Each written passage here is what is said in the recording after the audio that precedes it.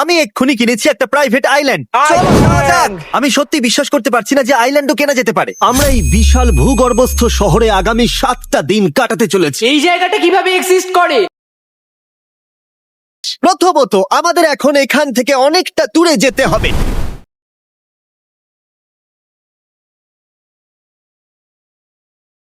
যদিও এটাকে মনে হতে পারে আমরা ভবিষ্যতে চলে এসেছি, এই শহরটি একটি খনির ভিতরে তৈরি করা হয়েছে যা প্রায় 1000 বছর আগের এবং অগণিত সুড়ঙ্গ ও চেম্বার সহ।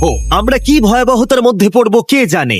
এই সিঁড়ি যা এই শহরে নেমে যাচ্ছে এই সিঁড়ির বয়স কত? আমাদের থেকে বয়স্ক। ঠিক আছে, এখন আমরা নিচে আছি। সিলিংটা একবার দেখো কত উঁচুতে।